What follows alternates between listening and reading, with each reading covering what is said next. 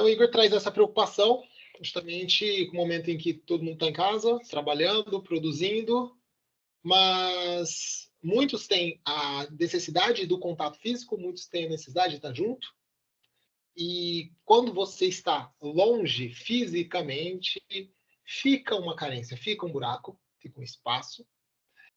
As vantagens, os benefícios de ter a flexibilidade do trabalho home office são grandes, mas é inegável que existem algumas dificuldades e nós precisamos aprender a lidar com essas dificuldades, assim como o trabalho presencial também impõe algumas dificuldades e ao longo dos anos aprendemos a lidar com eles. Então, eu quero falar um pouco dessa preocupação com o cuidado emocional e principalmente o psicológico cerebral. A gente fala muito sobre a mente quanto o programinha, né, presente nessa máquina que é o nosso cérebro, mas eu gostaria de falar bastante hoje também sobre a máquina cérebro. Então, um pouco da minha fala vai caminhar nesse sentido.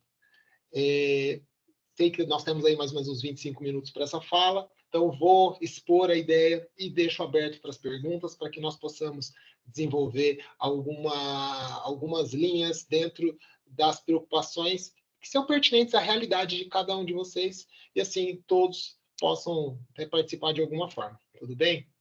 Então, sintam-se à vontade para fazer qualquer pergunta que julgar pertinente durante a minha fala também, mas no final vamos ter um espaço para essas perguntas. Tudo certo? Vamos seguir? Bora. Então, bom, quando nós falamos então de mente e cérebro, então já fica ali a palhinha do que eu acabei de falar para vocês sobre falar tanto do cérebro da máquina quanto falar do programinha, da mente. E produtividade saudável. O que é isso, afinal de contas? Né? A produtividade é o que a empresa espera de você. Estamos aqui falando numa dinâmica onde a empresa proporciona um espaço para os funcionários, para os profissionais, e não podemos ser hipócritas em dizer que a empresa não está preocupada com a produtividade. Está.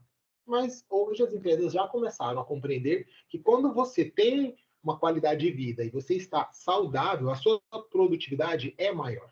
As empresas já entenderam que se ela te suga até esvair todas as suas energias, ela não vai extrair o melhor de você. E com isso, a sua saúde, o seu bem-estar passa a ser uma prioridade também, em busca dessa produtividade. E para ser produtivo, você precisa ter recursos. E que recursos são esses? São os recursos que você lida e que você usa para lidar com as crises. Momentos em que as coisas não estão bem, momentos em que as coisas estão com prazos apertados, momentos em que você tem um projeto que não está saindo como planejado e você precisa ter estratégias para lidar com aqueles problemas. Alguns dos recursos mentais que nós temos é atenção, memória, raciocínio, inteligência, criatividade. Esses recursos, embora apareçam na prática, no dia a dia, eles ocorrem de forma abstrata dentro da tua mente. E para eles aparecerem num momento de crise, você precisa usá-los em momentos corriqueiros, em momentos do dia a dia. Eles precisam fazer parte da sua rotina. A atenção tem que ser frequentemente treinada, a memória precisa ser frequentemente treinada no seu dia a dia, a criatividade precisa ser estimulada no seu dia a dia, para que em momentos de crise você tenha esses recursos para lançar mão e você de fato seja produtivo, você de fato seja um solucionador de problemas, um facilitador diante das dificuldades.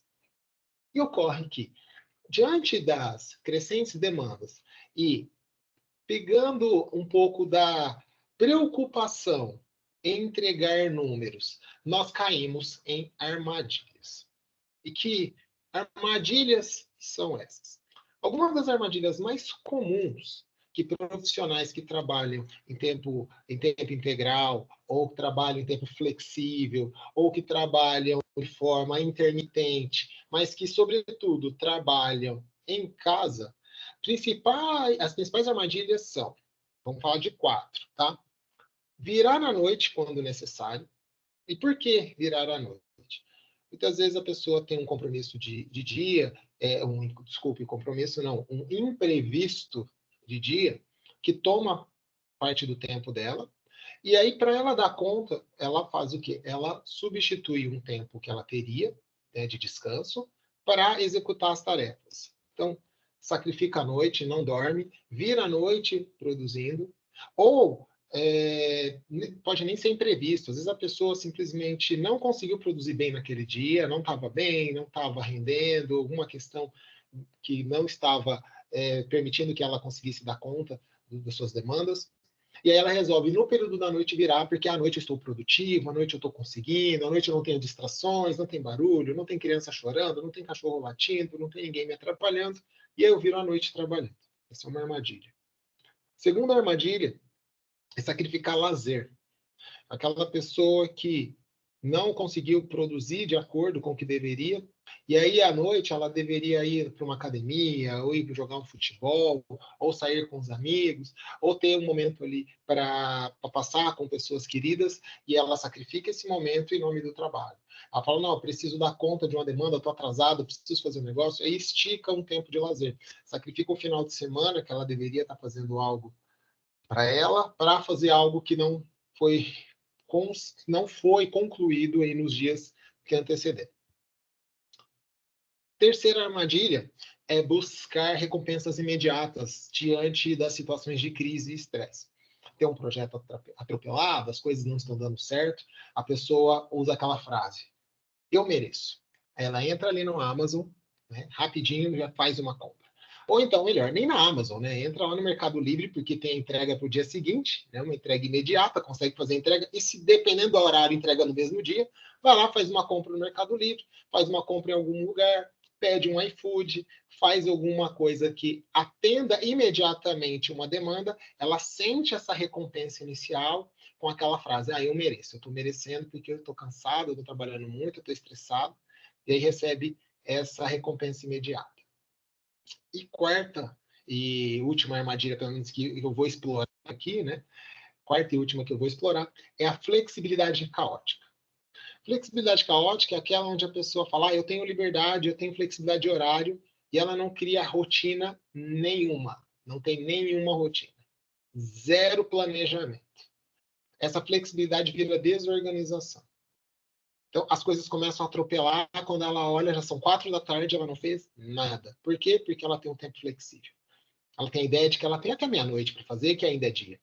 Só que da 10 da noite, ela também não fez nada. E aí ela volta lá na primeira. Qual foi a primeira armadilha? Sacrificar a noite.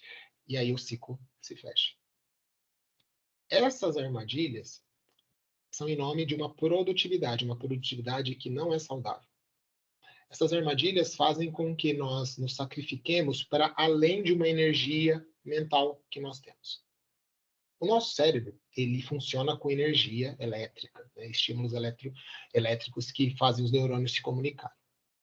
E essa energia, ela trabalha para que você automatize o máximo possível as tarefas. Quando as tarefas não são automatizadas, você precisa prestar muita atenção no que você está fazendo, o nível de energia que você gasta é muito maior. Quando você consegue automatizar e você faz aquilo de forma entenda que quando eu falo menos atenta, não é que você não está prestando atenção no que faz, mas é que é algo tão natural que você faz por osmose. Você simplesmente executa a tarefa, como dirigir, né? Então você faz aquilo de forma muito mais automática. Você gasta menos energia, você pode fazer muito mais com menos energia. Ao fazer as coisas dessa forma, nós conseguimos estar inteiros para os momentos de crise. Porque a crise, o momento onde um projeto não está dando certo, o momento onde você precisa ter uma intervenção diferente dentro da equipe, o momento em que você precisa se reunir para resolver um problema, esse é um momento que não deveria ser constante. É algo que, em teoria, é esporádico, é uma situação extraordinária. Nesse momento, você tem que ter atenção. Nesse momento, você tem que sair da rotina. Nesse momento, você vai gastar mais energia. Só que o dia a dia tem que ter uma estrutura para que você gaste menos energia e tenha uma reserva para esses dias, o dia da crise. Ocorre que a maioria das vezes, quando a gente tem muita flexibilidade, muita liberdade, nós não nos damos conta disso, não criamos essa estrutura básica de rotina para manter uma certa automatização das tarefas do trabalho mental e gastamos muita energia com o que não precisa.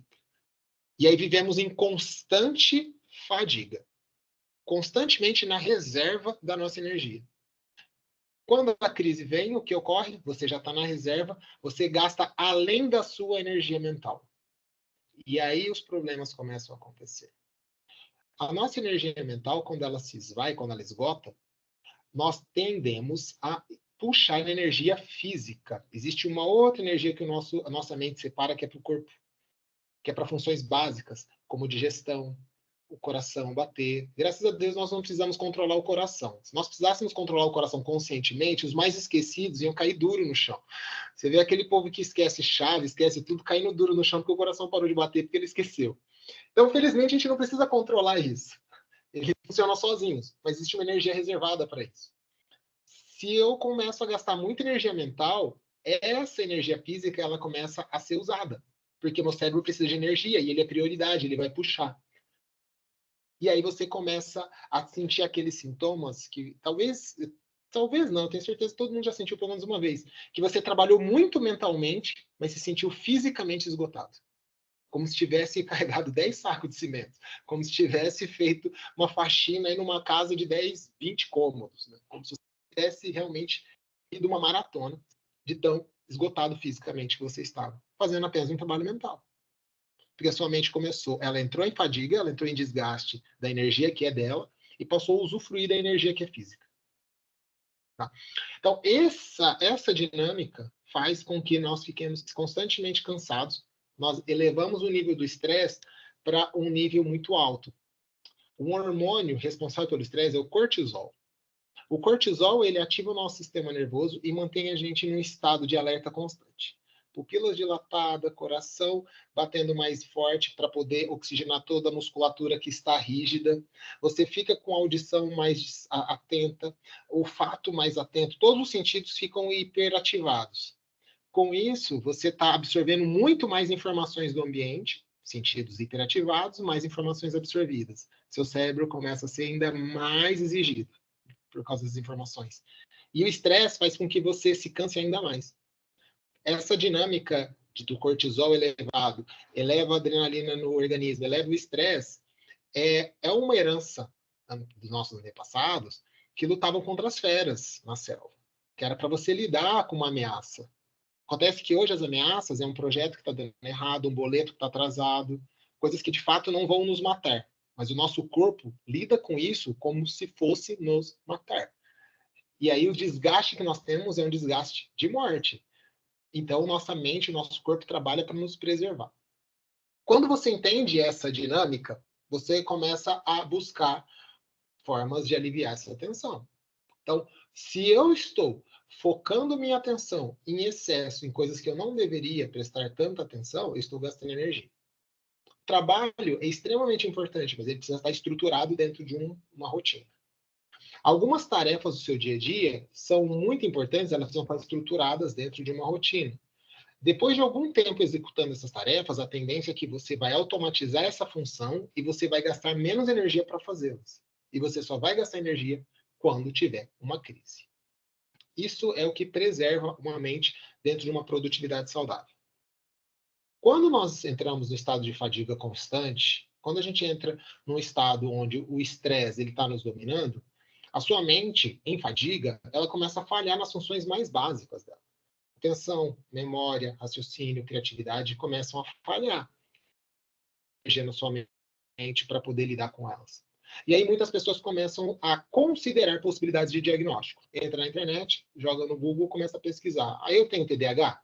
Eu tenho autismo? Eu tenho transtorno disso ou transtorno daquilo? E essas conjecturas, essas possibilidades, vêm porque a pessoa observa o sintoma, ela fala, pô, mas eu tô com todos esses sinais, acho que eu tenho isso. Na verdade, a pessoa tem fadiga. Eu sou especialista em neuropsicologia. Essa é a minha área de atuação clínica. Eu trabalho em clínica em tempo integral. Como psicólogo, né, eu trabalho só com clínica e especificamente com avaliação neuropsicológica. Eu sou o profissional que avalia TDAH, déficit de atenção, né, dislexia, autismo, deficiência intelectual. Então, essa é a minha especialidade.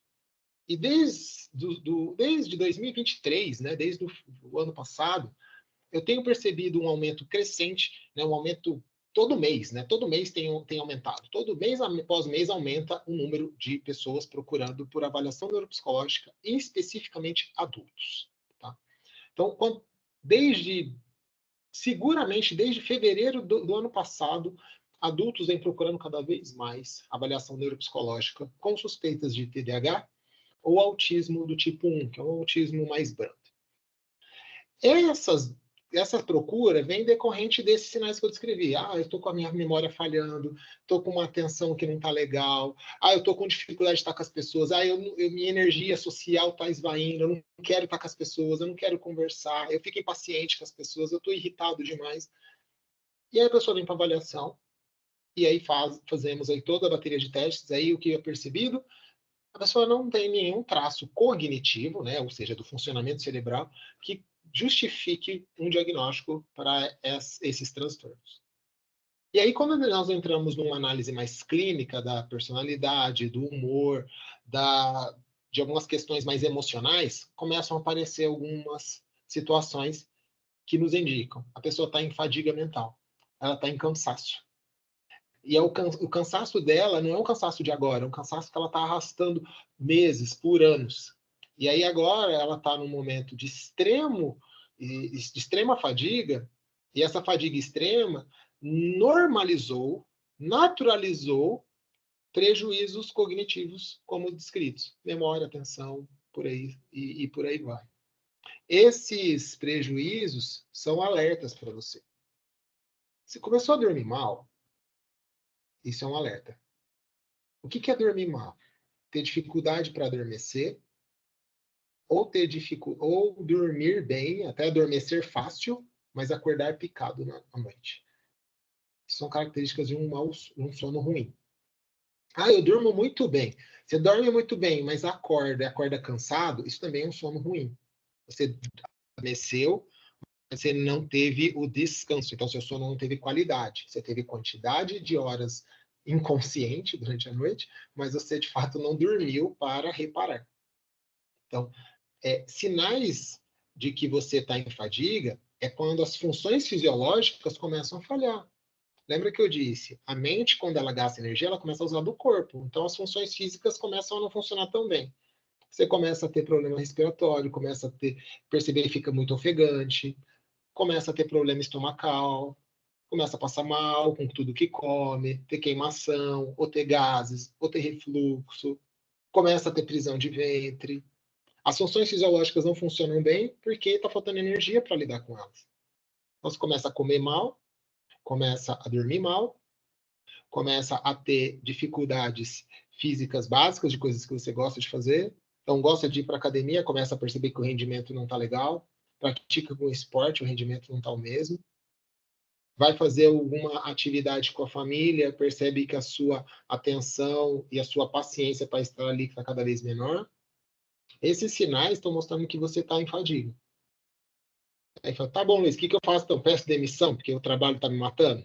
Pelo amor de Deus, não é isso, hein? Não é isso. Tá gravando, hein? Não é isso que eu estou dizendo. A ideia não é você parar de trabalhar ou trabalhar menos. A ideia é que você não caia nas armadilhas que eu falei lá no começo. Essas armadilhas vão te minando, vão te destruindo. Nunca sacrifique uma noite de sono. Se você está com trabalho atrasado, se desdobre para fazer durante o dia, mas não sacrifique noite de sono. Se você tem que fazer alguma coisa, é mais saudável você acordar mais cedo no dia seguinte do que ir dormir mais tarde. Então, tem gente que fala, eu vou esticar o trabalho até 1h30, 2 horas da manhã, depois eu durmo para no outro dia começar meu dia. Vou dizer para vocês que é muito mais saudável você ir dormir às 10 ou 11 da noite, acordar às 3 da manhã e dar conta do seu trabalho. É muito mais produtivo. Vá dormir e depois acorde cedo para produzir do que sacrificar o seu sono para produzir. Por quê? Quando você está sonolento e você está segurando para não dormir, você está gastando muito mais energia ainda. Então, ceda para dormir e depois acorde.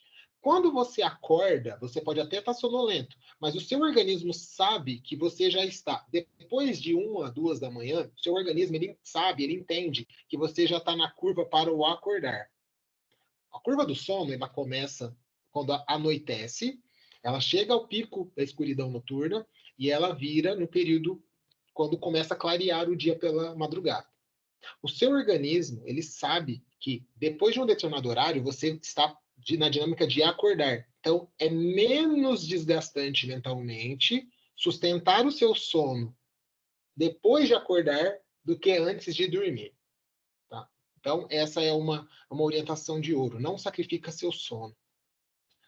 Segundo ponto, não sacrifica seu lazer. Você está atrasado com tarefa, com alguma coisa do trabalho, pô, mas você tem o seu horário de academia, cara, vai para academia, depois volta e retoma o que você tem que fazer. Porque esse tempo que você vai estar lá vai te recarregar, vai fazer você extravasar um pouco dessa energia ruim que você está carregando, larga lá na academia, renova a energia e volta bem. Vai fazer um esporte, vai caminhar, vai correr, ou então o seu hobby é artesanato, o seu hobby é pintar, é cantar, seja qual for, tocar um instrumento, não importa qual seja. O seu hobby, o seu lazer, ele tem um papel de higienizar a sua mente das coisas desagradáveis para que você fique preparado para dar conta. Tá? Então, não sacrifica o lazer. Faça o lazer. Entenda, coloque o seu lazer na sua rotina, entenda que o seu lazer tem um papel, ele não é só passatempo, não é só para jogar tempo fora. Ele serve para te recarregar. É o seu combustível para o dia a dia. Mesmo vale ali para as recompensas imediatas, né? Que eu coloquei agora há pouco. Ah, eu mereço, eu preciso, vou lá satisfazer. A recompensa imediata, ela gera uma descarga de dopamina no seu cérebro, que quando você está com cortisol, você precisa de dopamina para tentar equilibrar as coisas. Então, quando você faz uma recompensa imediata, o que você está fazendo é introduzindo dopamina no seu cérebro de forma forçada. Ocorre que quanto mais você faz isso, o que acontece? A sua mente fica, quero dopamina, dopamina, dopamina. Então você vai precisar de mais recompensas imediatas. Sua mente não vai entender que ela precisa lidar com a situação como ela é. Ela sempre vai querer recompensa imediata. Então, evita a recompensa imediata. Projete uma recompensa lá na frente. Você vai até aumentar a sua produtividade assim. Você fala assim, não, eu vou terminar isso, porque aí quando eu terminar, eu vou sair daqui, vou lá tomar um sorvete. Vou lá tomar um chopp. Vou lá comer um espetinho. Vou fazer um negócio depois que eu terminar. Não imediata. Projete lá na frente. Porque aí você investe energia para executar a tarefa, para terminar o que tem que ser terminado, e aí você tem a recompensa no final. Você vai começar a sustentar a sua energia por mais tempo. Você não vai ter um pavio tão curto para recompensas. E aí, né, finalizando, né, a flexibilidade caótica é a base de tudo que nós já falamos. Não dá para ter uma flexibilidade total. Flexibilidade serve para que você decida onde cada coisa vai ficar. Mas as coisas têm que ter um lugar para elas ficarem. Tem gente que tem a mesa toda bagunçada e fala assim, não, mas eu me acho aqui na minha mesa. É a maior mentira do mundo. Você se acha porque você decorou para onde as coisas estão. Só que se num momento de estresse, que você estiver tenso, estiver ocupado, estiver irritado, você não vai achar algo que você precisa. Num momento de calma, tranquilo, você vai bater a mão e vai pegar. Mas na hora que a coisa estiver desorganizada, caótica, você não vai achar o que você precisa. As coisas precisam ter uma ordem, precisa ter uma organização na sua vida. Seja espacial, na mesa, gaveta, no seu armário, no guarda-roupa de casa, seja mental. Você saber que uma tarefa, ela vem depois de outra, que você está em casa, mas você tem um horário para almoçar, que você tem um horário para acordar, você tem um horário para dormir, você tem um horário para ir tomar banho, você tem horários, tá? Isso ajuda e muito na economia da energia mental. Se você conseguir, né, se vocês conseguirem organizar isso de forma clara no seu dia a dia, o esgotamento mental vai ser uma coisa muito difícil de acontecer na sua vida. Se isso for algo difícil de ser implantado, seguir rotina, ter uma atividade física, preservar o tempo de lazer, ter ali um tempo para você descansar, respeitar o seu sono. Se tudo isso for muito difícil, eu sinto dizer que em breve, se você já não estiver, você vai estar fazendo uso de medicamentos psicotrópicos para conseguir dormir, outro remédio para acordar, um remédio para comer e outro remédio para parar de comer. Porque esse é o destino quando a nossa mente não é respeitada, quando o corpo não é respeitado. Então, a saúde, ela é importante, mas ela deve ser cuidada de forma preventiva e não só na base da medicação, apagando incêndio. Precisamos cuidar dela de forma preventiva para que você produza e renda muito mais, não só no trabalho, mas na sua vida pessoal, com família e com amigos. Se esses cuidados não forem feitos, o tempo de produtividade pessoal, e não estou falando do trabalho agora, vai ficar bem limitado. E o seu tempo de vida, né, fica comprometido. Porque a saúde, ela tem um preço. E chega uma hora que a conta vem. Então, cuidem-se. Não se deixem levar pelas armadilhas. E a mente, ela é fascinante, mas ela precisa de atenção. Cuidado, atenção e prevenção. E eu deixo aqui esse espaço para que vocês possam perguntar ou comentar o que vocês julgarem pertinentes aí dentro da realidade de cada um.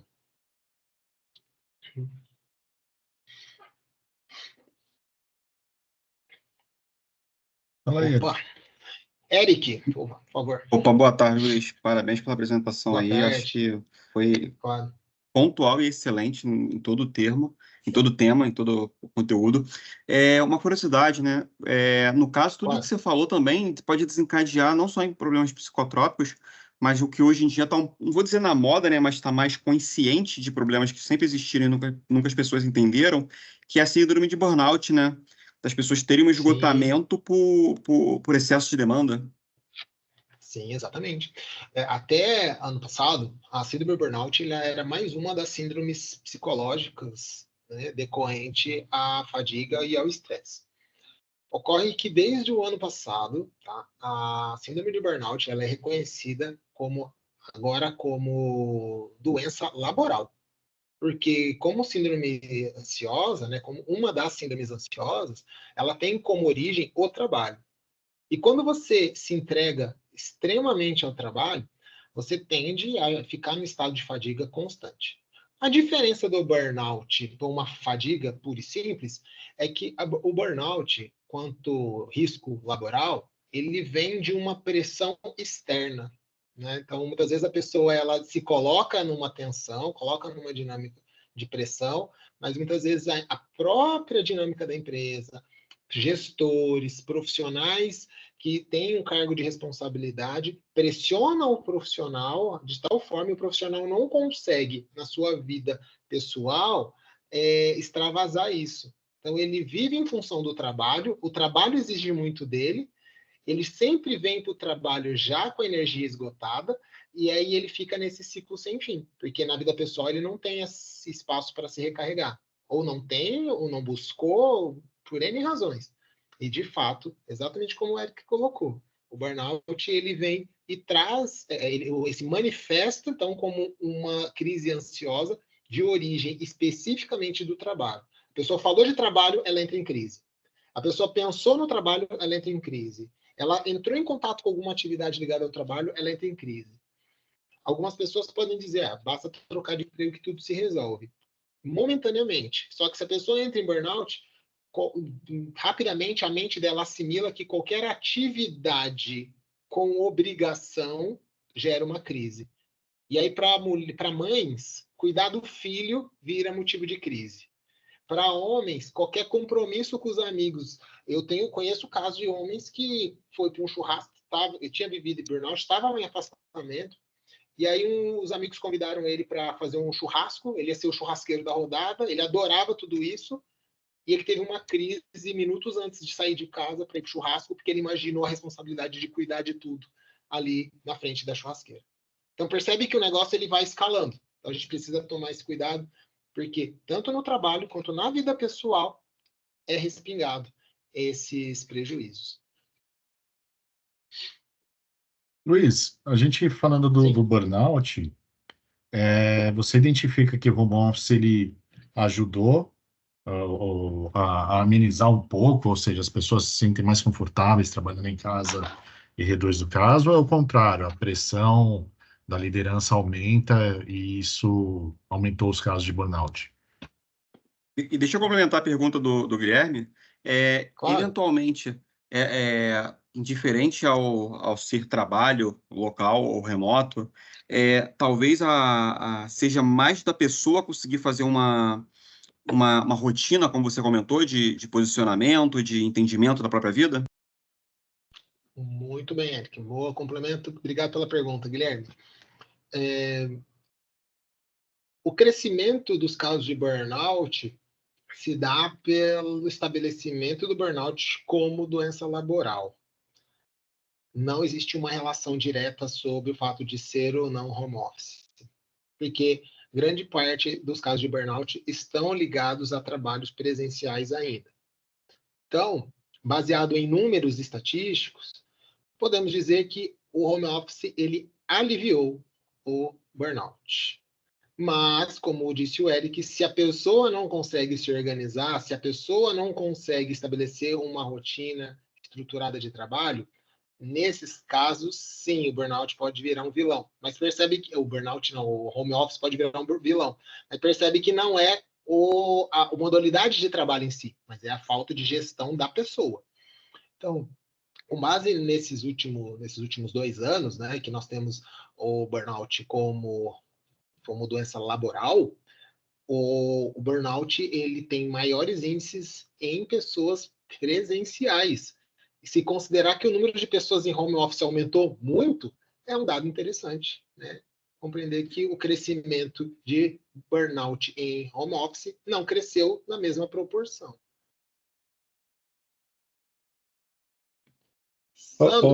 Isso, Opa, Luiz, sim, ainda diga. continuando nesse Sim. tema, né, do home office e do presencial, não sei se é um dado interessante também entre aspas, coincidência do aumento do home office ter sido, né, por consequência da pandemia. Então, assim, eu, pelo menos, particularmente, eu gosto bastante do home office, né?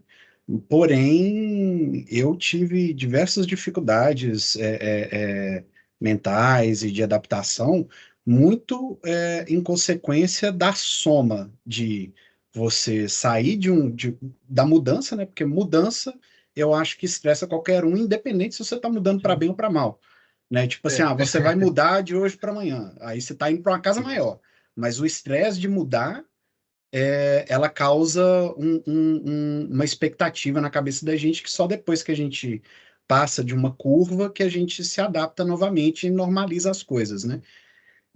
E aí, quando você tem uma mudança para home office, que, por exemplo, no meu ponto de vista, na época era positivo, porém, você teve ao mesmo tempo a necessidade de isolamento social. Então, se soma o isolamento social com o trabalhar em home office e toda aquela adaptação que você está fazendo, eu imagino que isso caia também em cima, né, mentalmente das pessoas. Então, e aí você soma a informação de que o burnout está ainda muito ligado, mesmo depois disso tudo, ao presencial, eu estou só imaginando aqui a informação que tem, sabe? Que não é só o home office versus o presencial por si, né? Você ainda tem essa característica do home office somando a pandemia, né? Sim. Toda mudança, acho que na minha fala, no momento eu falei um pouco dessa questão do que gera atenção, né? Tudo que é novo gera um nível de atenção que gasta mais energia. Esse gasto de energia é esse estresse. Então, tudo que é novo, por bem ou por mal, gera um gasto de energia maior, porque eu estou mais atento, eu estou mais vidrado, estou mais ligado naquilo que é novidade. Eu ainda não assimilei. Então, por bem ou por mal, gera um desgaste. A pandemia, ela tinha vários fatores emocionais, que além do desgaste, havia a insegurança, a incerteza, a dúvida, assim, o que será que vai ser? O medo, né? Pensar, poxa, meu pai tá lá, não posso ir lá ver meu pai, meu avô, meus vizinhos, fiquei sabendo que o vizinho meu ficou doente, internou, entubou, voltou para casa, internou de novo.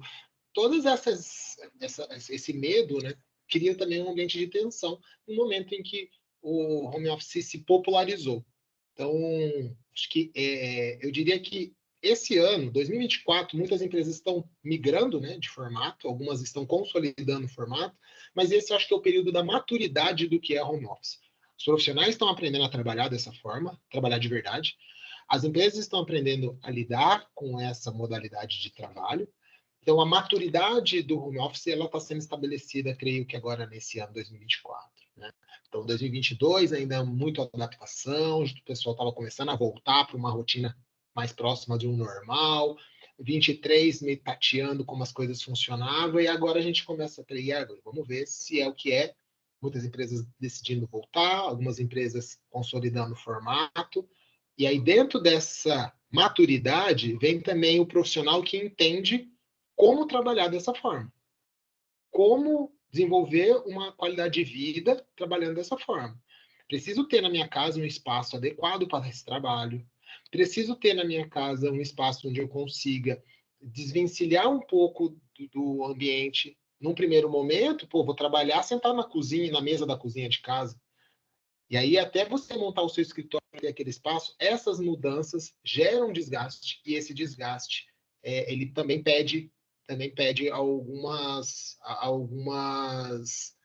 atenções e geram, né, problemas diversos. Então, entender tudo isso é muito importante, mas acho que esses últimos meses é um período mais claro de maturidade desse formato e entender cada um como lida com ele. Tem gente que não gosta, tem gente que ama.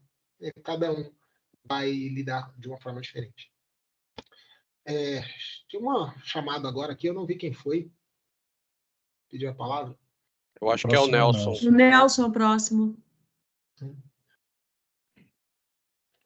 Oi, boa tarde. Boa tarde. Você falou, e não só você, mas praticamente todo mundo fala, da questão do lazer, de ter que achar um hobby ou alguma coisa parecida, alguma coisa desse tipo. Eu tenho uma certa dificuldade com relação a isso, um pouco menos lazer, mas a questão de hobby, porque sempre que eu estou fazendo alguma coisa, eu acho inútil, assim. Tipo, eu estou fazendo um hobby que nem eu já tentei, quero retomar, mas eu já tentei tocar algum instrumento, alguma coisa, ou fazer alguma coisa, alguma atividade mais lúdica, digamos assim. Mas sempre que eu estou fazendo isso, me vem na cabeça aquela coisa, tipo, para que eu estou fazendo isso se isso não vai me servir para nada?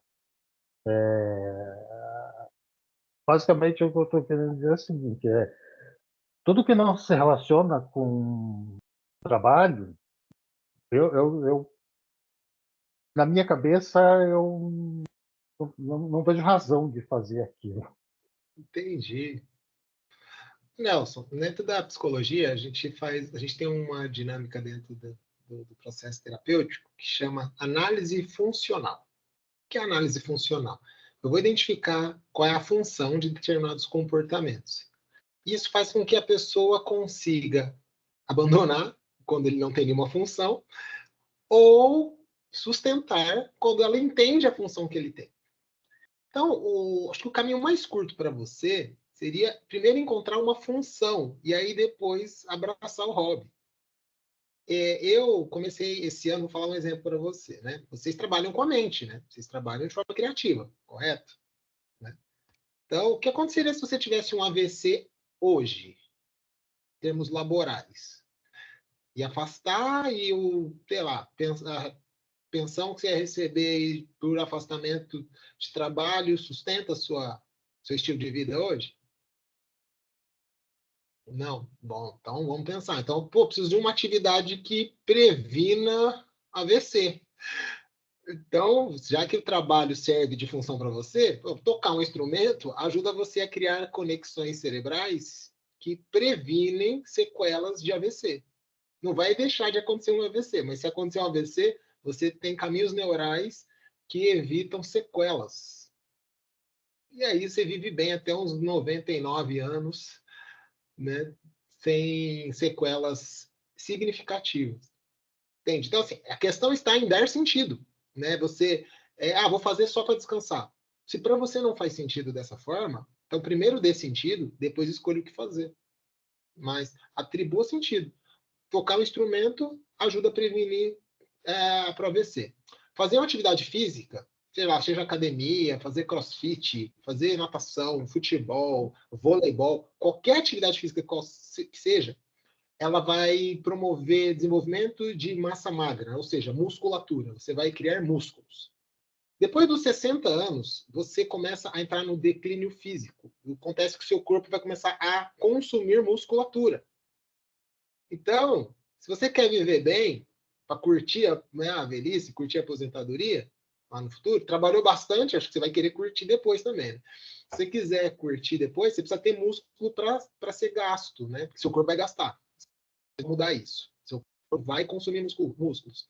Produza músculos agora para serem consumidos lá na frente, para que você tenha uma vida saudável.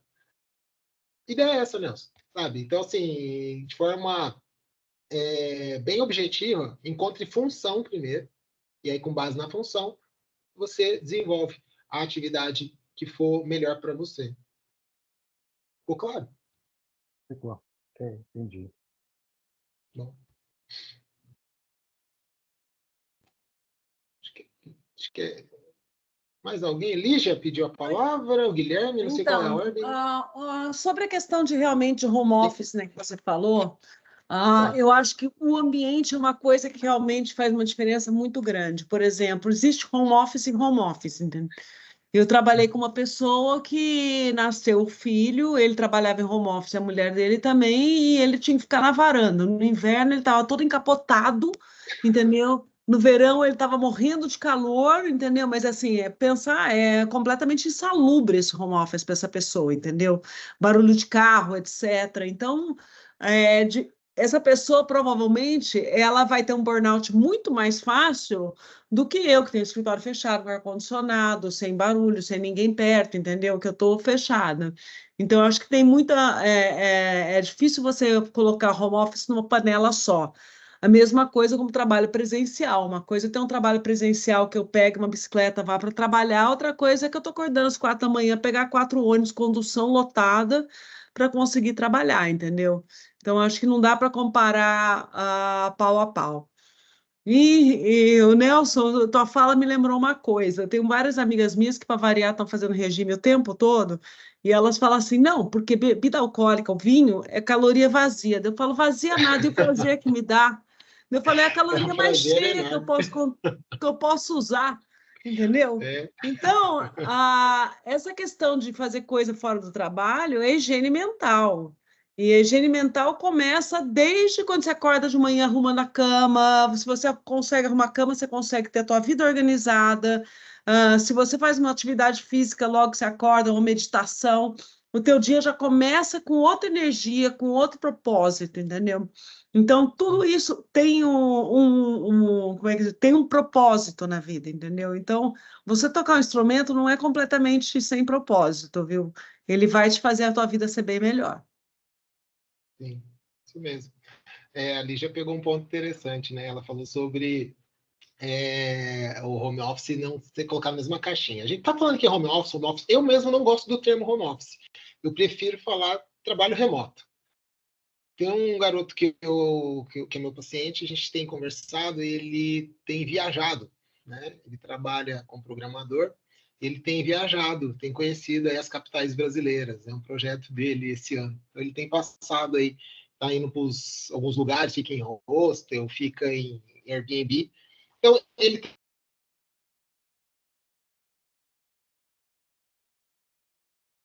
tá viajando, conhecendo lugares, tá passando mais ou menos uns 15 dias em cada lugar para conhecer. Então, é remoto, entende? Eu conheço um outro rapaz que ele tem uma demanda, ele tem uma necessidade de escritório. Na casa dele não funciona o trabalho, mas a empresa dele é home office 100%, não tem escritório. O que ele fez? Ele alugou um espaço, um cowork, e ele vai para lá para trabalhar, no cowork. E ele vai para lá, fica lá, trabalha tranquilamente. E ele pode fazer isso. Então, qual é a liberdade que esse trabalho te dá? É você gerenciar ela dentro das limitações que você tem também. Então, o remoto te dá a liberdade para fazer as coisas da melhor forma possível dentro da tua rotina. Acho que esse é o grande ponto, né, que a gente precisa aprender. Guilherme? Tem um um caso meio peculiar, né, de um amigo meu que tem uma empresa e calhou de eu ser amigo também de uma funcionária dele que eu indiquei, inclusive, para trabalhar lá, né? Sim. E aí eu acabo sendo a escuta de ambos, né? Sim. Ele fala que, poxa, por que que ela fala que está cansada, né? Se eu deixo ela trabalhar em casa, se eu pago em dia, se ela tem um trabalho, né? Poderia tá desempregada. E por outro lado, ela fala, poxa, por que que quanto mais eu entrego, querem que eu entregue mais ainda? Né? Por que que não existe um limite? É sempre mais, sempre sugando, né? E é uma pessoa que trabalha super bem, organizada, alto astral, tudo mais. Só que os dois lados têm um lado de insatisfação, de um achando que está sempre dando todos os benefícios possíveis e não entende uma sobrecarga, e ela sendo sempre sobrecarregada, tentando dar conta, mas atingindo sempre um limite que parece que não existe, sabe? E aí eu penso, poxa, ele está se sentindo o máximo, ela está prestes a entrar no burnout, e aí eu queria saber, existe alguma dica que eu possa dar para algum dos dois, para os dois, como eu poderia ajudar num caso desses? Se ela está entrando nessa dinâmica, provavelmente ela já esgotou a possibilidade de diálogo que parte dela, sabe? De disponibilidade para ir conversar. Talvez exista essa abertura, mas talvez ela tenha tentado algumas vezes e não conseguiu, e aí optou por se recluir, né? Não falar, se fecha, e aí passa só a acumular. O caminho é estimular essa pessoa a voltar ao diálogo. Quem está sofrendo precisa falar. Quem está sofrendo precisa pôr para fora. Por que o gestor, por que o chefe tem essa ideia de que está tudo bem, de que ele está fazendo tudo que ele pode? Porque ele não recebe esse feedback. Muitas vezes o gestor, muitas vezes a empresa é vista como o vilão da história, que nunca vai ouvir, que nunca vai receber a fala. Cara, existem muitos realmente por aí que não ouvem, que não recebem. Mas o básico do profissional é expor o seu descontentamento. O último estágio é se desligar, sair da empresa. Então, eu expressei meu descontentamento. Se eu fui ouvido, algo vai acontecer. Se eu não fui ouvido, cabe a mim tomar a decisão de ficar ou não nesse lugar. Então, o caminho passa, já que você está no meio desse sanduíche ingrato, o caminho é a sua colega. Entendi? É o caminho produtivo, o caminho que de fato vai frutificar e vai render alguma coisa, é com ela. Se você leva isso para o seu amigo, né, que é o gestor, que é o chefe, se essa ação vem do chefe, a impotência continua com a sua colega. E é a impotência que alimenta o burnout. Eu não posso fazer nada, eu não posso fazer nada, a dinâmica é muito maior do que eu. Então ela precisa ser empoderada novamente, né? Ela retomar a autonomia para sair dessa situação. Então, fala para ela, fala. Ah, vou sair. Não saia antes de falar. Fale, se nada resolver, você sai. Sabe? Chame a atenção para expor o descontentamento, expor aquilo que não está bem. Dê a chance da empresa, do profissional, ter uma ação. Legal. Obrigado. Nada. Bem. Mais alguma dúvida, alguma pergunta, alguma participação? Acho que não, a gente consegue, né, abarcar aí grande parte das dúvidas e perguntas, né? Todo Cadê o esse Igor? cuidado, né? Opa, cadê o Igor? Todo esse cuidado que nós Aqui. temos com a nossa saúde, né, emocional, ela passa pela nossa autonomia. A gente tem que assumir a responsabilidade disso. Não dá para terceirizar isso, não é com o outro.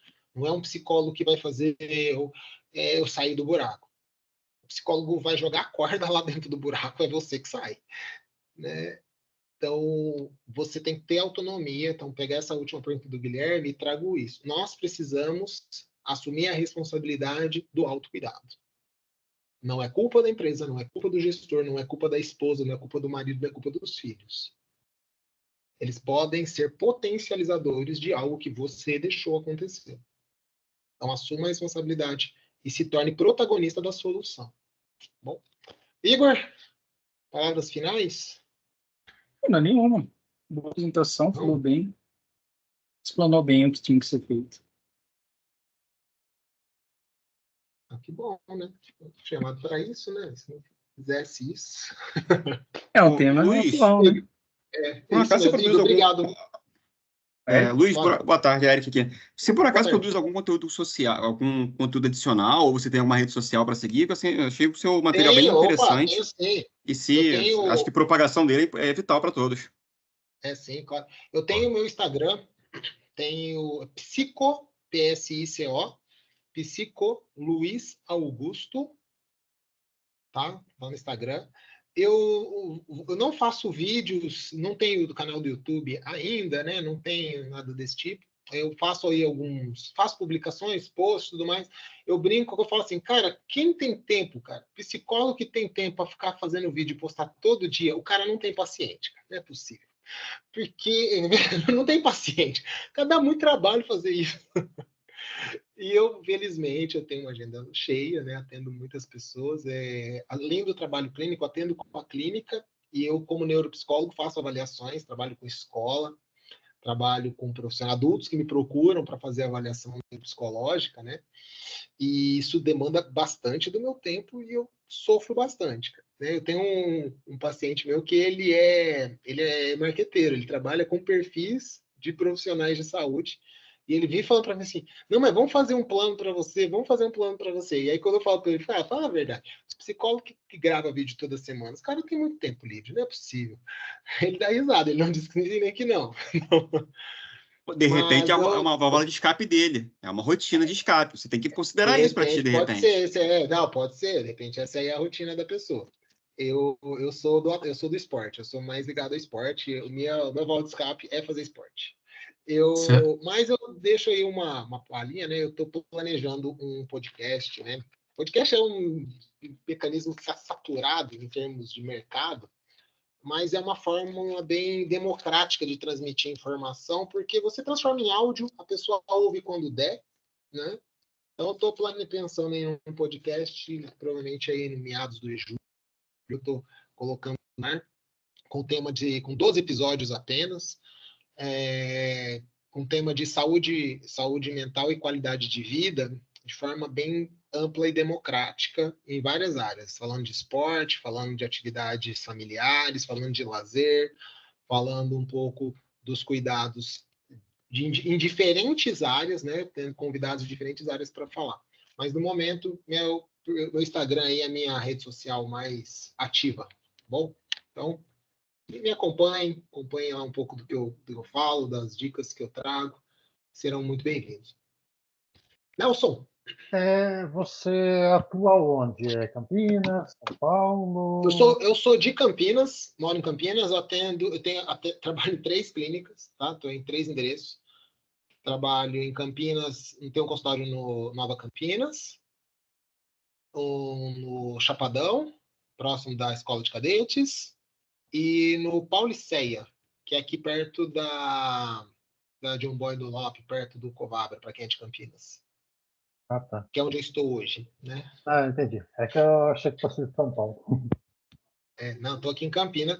E no online, né? Atendimento online, que aí a gente não tem fronteiras, né? Por causa disso. Mas tem gente que gosta do presencial, que tem essa pujança pela terapia presencial. E aí isso eu sou bem favorável também. Acho bem legal. Quando você tem a oportunidade de estar junto com o psicólogo, é bem interessante, é mais vantajoso. E o online é um recurso, tá? Terapia online é um recurso. Se você puder fazer presencial, faça presencial. Bom. Legal, Luiz. Obrigado pelo seu isso. tempo. Acho que foi bastante valioso. Acho que serviu de insight para bastante gente aqui. Coloquei aqui no chat o link do seu Instagram, o pessoal acessar e entrar em contato. E é isso. Obrigado. Bom fim de semana a todos. Se tiver uma última palavrinha, fica à vontade. Bom final de semana. Agradeço pela confiança. E repito só a minha última fala. Sejam protagonistas no cuidado pessoal. Não terceirizem, e não coloquem a responsabilidade dos prejuízos em outros.